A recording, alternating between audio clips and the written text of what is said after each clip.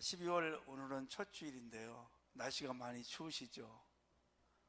이제 겨울이 본격적으로 시작이 되었습니다. 우리나라가 너무 추워가지고 시베리아 하면 아주 북극, 러시아가 저기 추운데 우리나라를 가리켜가지고 요즘에는 한베리아 그러더라고요. 한베리아. 우리 대한민국이 너무 춥습니다. 이 추운 날씨에 성도 여러분 늘 주님의 손길이 함께 하셔서 여러분의 마음이 따뜻하고 또 늘 건강 잘 지키셔서 이 겨울을 잘 보낼 수 있기를 간절히 원합니다. 12월 하면 우리가 늘 기다리는 게 있죠. 바로 성탄절, 메리 크리스마스. 제가 어릴 때 1년에 2번 기다리는 날이 있었습니다. 하나는 설날이었고 하나는 성탄절이었죠. 설날 왜 기다릴까요? 새 옷을 그때 입었기 때문에. 또 하나는 세뱃돈을 받으니까. 또 성탄절 교회 가서 과자 얻어먹고 상 타고 연극하고 정말 그때가 그리워지는 그런 계절이 되었네요. 우리 교회력으로 볼 때에도 12월은 기다리는 달입니다. 대림절, 대강절이라고 이렇게 이야기를 하는데 바로 예수님을 기다리는 달 이렇게 말합니다. 여러분은 지금 혹시 무엇인가 누구를 기다리고 계십니까? 또 애타게 기다려본 때가 있으신가요? 목이 빠질 정도로 애타게 기다리는 그 말을 네 글자로 이야기하면 학수고대라고 이야기합니다. 학수고대. 학이 머리를 쭉 빼가지고 이렇게 간절히 기다리는 뜻이죠. 저는 어릴 때 생각이 좀 또 나는데요. 명절이 되면 우리 어머님이 편지를 보냅니다. 전화가 없었으니까 그때는. 언제 갑니다. 몇 시쯤 도착합니다. 차가. 우리 어머니가 가보면 버스 정류장까지 나오셔가지고 어디로 오나 이리 오나 그렇게 학수고대하게 애타게 기다리는 그런 어머님. 저뿐이겠어요? 여러분의 부모님도 다 그러셨겠죠. 무엇을 누구를 그렇게 한번 애타게 기다리고 계십니까? 인생은 그래서 태어날 때부터 죽을 때까지 기다리는 존재라고 볼 수가 있습니다. 아이가 태어나면 배고프면 엄마의 저절을 얼마나 기다리겠어요. 군대 간 병장, 제대 말년의 병장, 제대할 날 하루하루 달력에 표시하면서 얼마나 기다리겠어요. 군대를 보낸 부모님, 아들이 건강하게 제대하고 돌아오기만을 날마다 기다리고 또 기다리고 간절히 기도하는 부모의 마음이죠. 고3 학생들 수능 치고 이번 주 목요일 날 점수를 기다립니다. 시험을 이제 원서를 넣고 합격을 기다리겠죠. 또 취업을 기다리고 직장 다니시는 분들은 매달 기다리는 날이 있잖아요. 무슨 날? 월급날. 얼마나 기다려요. 그날 또 언제 내가 승진할까? 사업하시는 분들 언제쯤 좀 터져가지고 좀 일 좀 해보고 돈 좀 벌어볼까? 늘 이런 기다림. 여러 가지 사방이 막혀서 지금 어렵고 힘든 분들은 좀 풀어져가지고 회복되고 다시 좀 마음껏 살 수 있는 기쁜 날을 기다리고, 우리 코로나 시작한 지 벌써 이제 3년째가 돼가지 않습니까?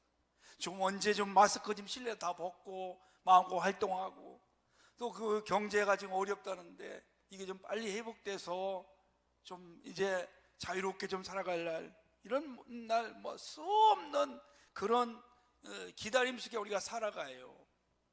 믿음이 좋으신 분들은 주일날이 그렇게 기다려진다고 그래요. 예배 드리는 걸 기다리고 찬양하는 걸 기다려지고,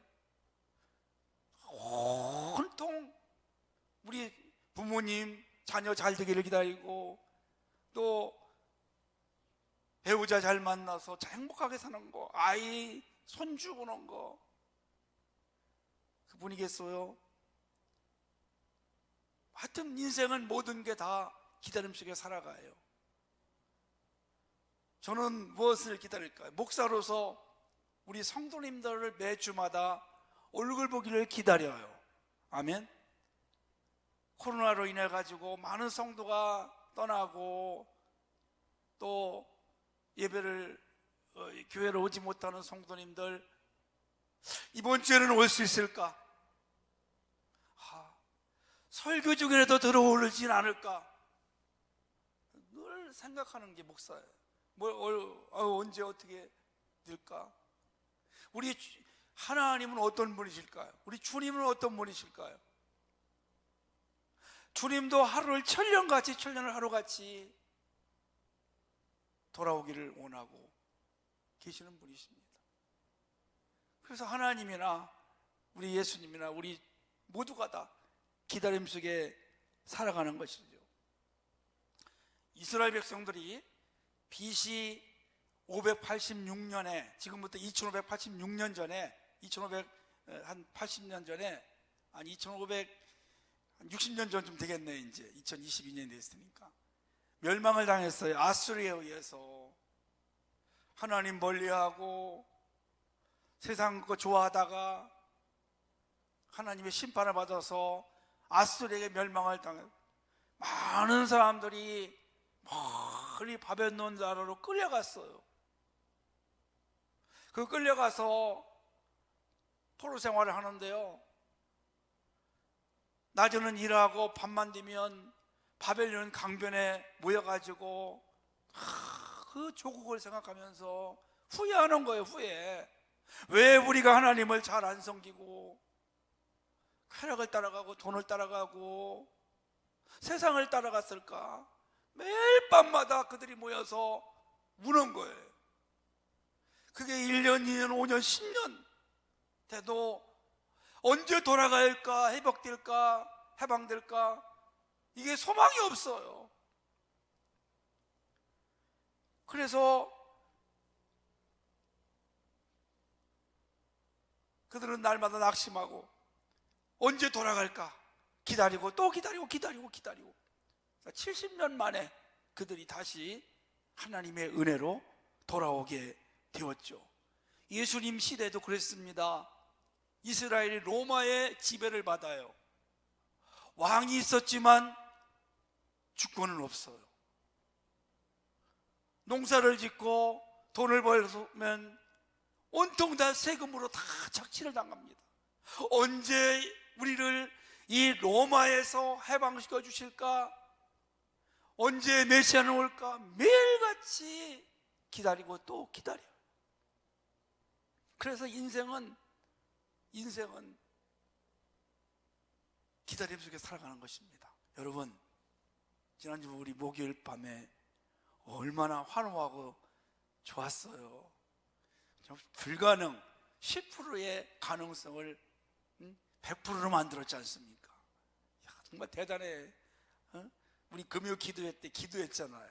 오늘 밤 우리 대한민국이 포르투갈하고 진짜 싸워 경기 최선을 내서 좋은 성적 내고 이기게 하자. 진짜. 그래서 이제 여러분 뭘 기다리겠어요?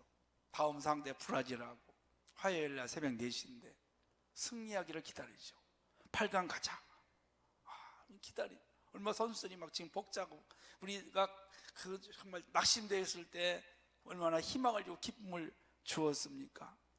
그래서 성경에도 보면 성경의 믿음의 위인들도 기다리는 삶을 살았어요. 75세에 하나님의 아브라함을 부르시지 않습니까? 그때 뭐라고 약속하십니까? 내가 너에게 아들을 주리라. 그 아들을 통해서 자손들이 하늘의 별같이 바다의 모래같이 많이 주겠다. 그 약속을 붙잡고 아브라함은 기다리고 또 기다리고, 아이를 낳지 못할 그 상황 속에서도 포기하지 않고 기다립니다. 하나님의 말씀이니까. 그리고 25년이 지난 100세의 아들 이삭을 얻게 됩니다. 사랑하는 성도 여러분, 기다리지 못해서 낭패를 당한 사람도 있습니다. 사무엘상 13장에 보니까 사울이 이스라엘의 초대 왕이 됐어요. 얼마 있지 않아서 블레셋 나라가 쳐들어옵니다. 전쟁을 하는데, 원래 전쟁을 하기 전에 선지자가 하나님께 번제를 드리고 전쟁을 합니다. 사무엘 선지자가 오기로 약속했는데 날짜가 지나도 안 오는 거예요. 조급하게 자기가 제사를 드림으로 하나님이 책망하시고 결국 왕위에서 내려오고 말았어. 그래서 이런 말이 있습니다. 신앙은 기다림이다. 신앙은 기다림이다. 우리 하나님도 기다리시는 분이 있어요. 오늘 18절 말씀 보니까 그러나 여호와께서 기다리시나니, 왜 하나님이 기다리실까요? 우리에게 은혜를 베풀어 주시고 우리를 긍휼히 여겨 주시려고 오늘도 기다리고 또 기다리고 기다리고 또 기다리십니다. 우리만 기다리는 존재가 아니라 하나님도 기다리셔요. 하나님의 때를 맞추어서 우리에게 은혜 주시고 긍휼을 베풀어 주시려고 하나님은 오늘도 하루를 천년같이 천년을 하루같이 기다리시는 거죠. 중요한 것이 있습니다. 성도 여러분, 우리가 왜 기다리지 못할까요? 하나님의 때를 알지 못하기 때문에 그렇습니다. 모든 만사가 때가 있습니다. 그 때는 하나님의 때예요. 그 하나님의 때를 우리가 기다리지 못해서 중간에 포기하고 내가 그냥 결정해버리고 그러지 않습니까?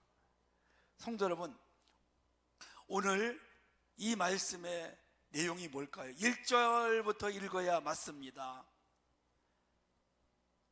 내용이 뭐냐면은 이스라엘이 지금 유다가 아수리의 침략을 받아요. 침략을 받아가지고 위기를 지금 맞이합니다. 위기를 맞이할 때 이스라엘 백성들이 하나님께 묻지 않아요. 묻지 않고 그냥 애굽하고 손을 잡고 애굽을 의지했어요. 그때 하나님이 막 화가 나셨어요.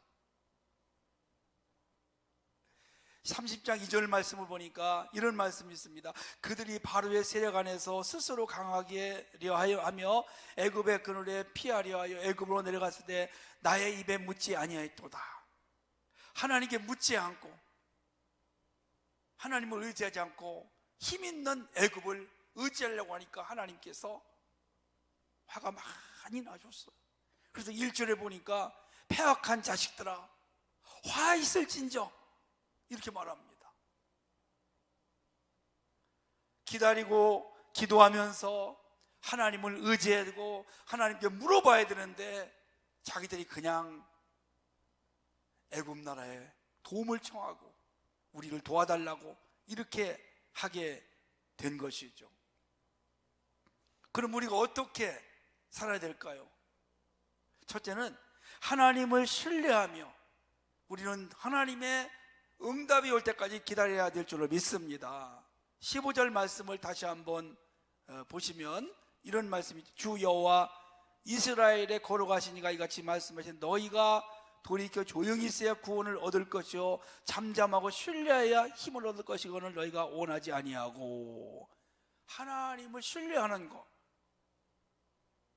우리가 하나님을 신뢰하지 아니하니까 하나님을 믿지 아니하니까 하나님의 때를 우리가 기다리지 못하고 내가 그냥 결정하고 내가 그냥 마음대로 하는 것입니다.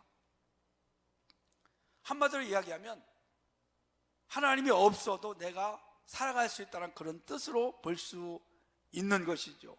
그래서 이스라엘 사람들은 하나님보다 애굽을 더 신뢰합니다. 성도 여러분, 우리가 정말 믿고 의지하고 신뢰할 대상은 하나님밖에 없습니다. 돈도 어느 날 날개 달아서 떠나가요. 내가 그렇게 믿었던 사람도 언젠가 배신을 하고 언젠가 떠나가기도 합니다. 내가 그렇게 의지했던 모든 것들 결국 언젠가 떠나가고 다 부질없는 것이 될 때가 있다는 거죠. 영원히 변하지 아니하시고 영원히 우리와 함께 하시고 우리 인생을 책임져 주실 분은 우리 하나님밖에 없습니다.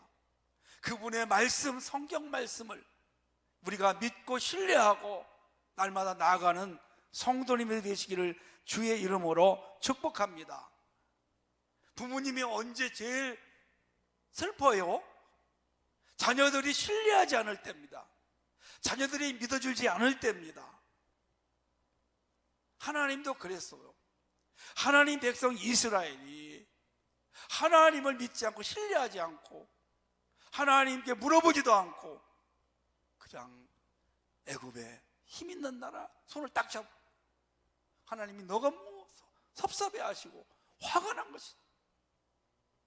그래서 우리 성도 여러분, 어려움이 올 때나 무슨 일을 결정할 때나 언제나 하나님께 묻는 여러분 되시기를 축복합니다.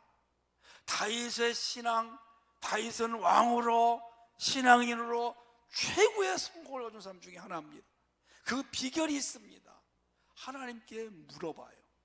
전쟁하러 갈 때도 하나님께 물어봐요. 하나님이 전쟁하러 갈까요 말까요? 하나님이 가라. 어떻게 할까요? 골짜기에 매복해라. 다 물어보는 삶. 하나님 얼마나 기뻐하시겠어요. 아, 내가 나를 의지하는구나. 그래, 그때마다 전쟁에 승리하게 하시고 그만한 축복을 받은 사람이 성경이 또 어디 있습니까? 그 아들 솔로몬을 보십시오. 다윗이 쌓아놓은 거 아들이 다 누리지 않습니까? 오늘 저와 여러분들도 어려우면 어려울수록 잘 되면 잘 될수록 무슨 일을 할 때에도 하루를 시작할 때에도 하나님께 기도하고 묻고 나아가는 삶이 되시기를 주의 이름으로 간절히 원합니다. 두 번째는 하나님 앞에 기도하면서 기다리는 삶이 되시기를 축복합니다. 19절 말씀 다시 한번 보겠습니다. 제가 읽어드릴게요. 19절 말씀을. 시온에 거주하며 예루살렘에 거주하는 백성아, 너는 다시 통곡하지 아니할 것이라. 그가 내 부르짖는 소리로 말미암아 내게 은혜를 베푸시되 그가 들으실 때에 내게 응답하시리라. 아멘. 하나님께서 부르짖고 기도할 때 응답해 주시기로 약속하셨습니다.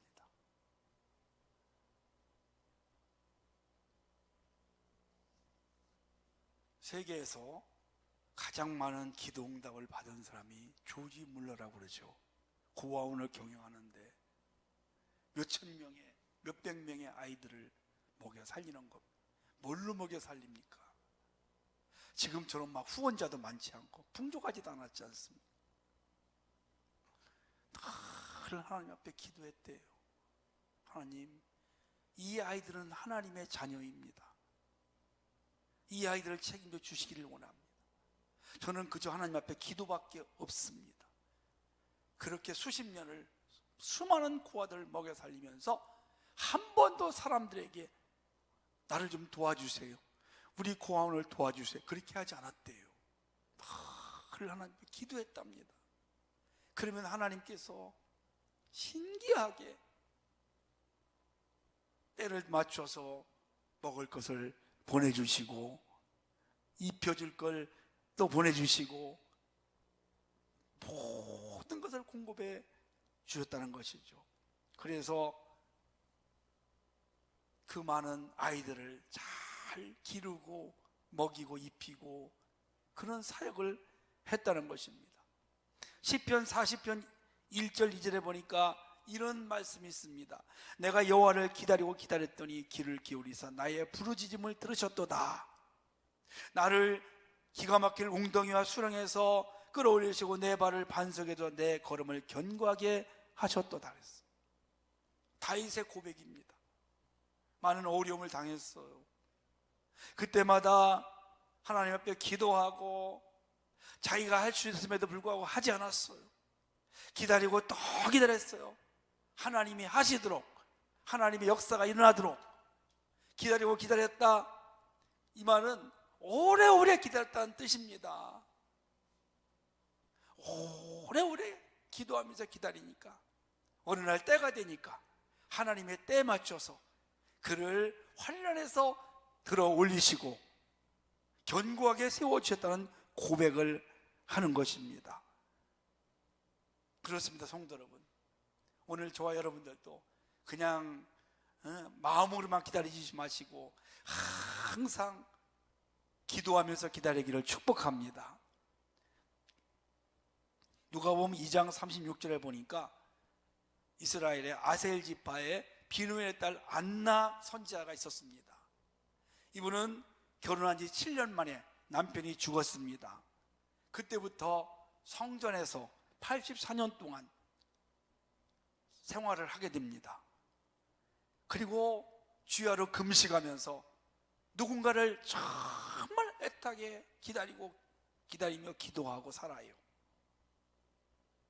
누가 오셨어요? 예수님이 탄생했어요. 그 성전에서 제일 먼저 예수님을 안아보는, 그리고 예수님의 탄생을 전하는 그런 놀라운 체험을 하게 된 것입니다. 사랑하는 성도 여러분, 여러분들도 늘 기도하면서 하나님의 응답을 기다리기를 주의 이름으로 축원합니다. 세 번째는 우상을 제거하며 기다리기를 원해요. 22절 말씀 제가 읽어드릴게요. 또 너희가 너희 조각한 우상에 입힌 은과 부어 만든 우상에 올린 금을 더럽게 하여 불결한 물건을 던짐같이 던지며 이르기를 나가라 하리라. 하나님이 이스라엘을 멸망시킨 이유 중에 하나가 우상 숭배였습니다. 하나님이 제일 싫어하는 것이 우상입니다. 구약시대 이스라엘 사람들은 조각을 만들어서 그걸 섬겨요. 하나님이 안 보이니까. 오늘날 우리 신약시대의 이 우상은 뭘까요? 보이지 않는 우상들이 있다는 것입니다. 그것은 바로 믿음의 사람들의 우상이 뭐냐? 하나님보다 더 사랑하는 겁니다. 하나님보다 앞서 있는 것입니다. 하나님 제일 주를 살아야 되는데 하나님을 멀리하고 그것을 더 사랑하고, 어떤 사람은 돈을 더 사랑하고, 어떤 사람은 더 놀이를, 쾌락을 좋아하고, 그것 때문에 이것 때문에 하나님 잘 섬기지 못하는 그것이 우상이 되는 것입니다. 하나님이 그걸 정말 싫어하십니다. 우리가 하나님을 제일 주로 믿고 신뢰하고 섬기면 하나님께서 우리들에게 그 세상에서 얻을 수 없는 기쁨과 감격과 은혜와 풍성한 복을 허락할 줄로 믿으시기를 바랍니다. 하나님은 천지만물의 주인이십니다. 하나님이 마음을 먹고 복 주시면 우리가 감당할 수 없을 만큼 큰 복을 우리는 누리고 살아가는 것입니다. 그러나 우리가 아무리 애를 쓰고 노력하고 수고해도 하나님께서 막으시면 안 되는 것입니다. 하나님이 도와주셔야 됩니다. 하나님을 신실하게, 하나님을 죄일로 바르게 섬기고 열심으로 헌신하면 하나님은 우리들에게 이 모든 것이라고 했어. 마태복음 6장 33절 말씀 보니까 이 모든 것, 먹고 마시고 쓰는 것, 입는 것, 이 모든 것을 우리에게 더하시리라. 더하시라는 말은 풍성히 채워주신다는 그런 뜻을 가지고 있습니다. 그래서 하나님 제일 주로 살아가는 사람들이 하나님의 은혜를 체험하고 하나님의 긍휼을 체험하고 하나님께서 주시는 놀라운 복을 허락할 줄로 믿으시기를 바랍니다. 사랑하는 성도 여러분, 오늘 하나님은 어떠한 분이실까요? 한 사람도 멸망하지 않고 다 구원받고 영생 얻기를 원하시는 분이십니다. 하나님은 지금도 우리 성도들이 풍성한 복을 누리면서 하나님 안에서 기쁨 가운데 축복을 누리며 살아가기를 원하시는 분이십니다. 지금 이스라엘 백성들처럼 힘들고 어려운 성도가 계십니까? 그렇다면 하나님을 더 가까이 하고 신뢰하고 붙잡고 믿음으로 기도하며 기다리시기를 원합니다. 그리고 하나님 보시기에 내가 합당하지 못한 것들이 있다면, 하나님보다 더 사랑한 것이 있다면 정리하시고 하나님을 나의 최고의 경배자로 섬김으로 이제 하나님께서 은혜를 베푸시고 긍휼을 베푸시고 풍성한 복을 허락하셔서 하나님의 그 놀라운 은혜를 감사하고 찬양하는 우리 모든 성도님들이 다 되시기를 주님의 이름으로 축원합니다.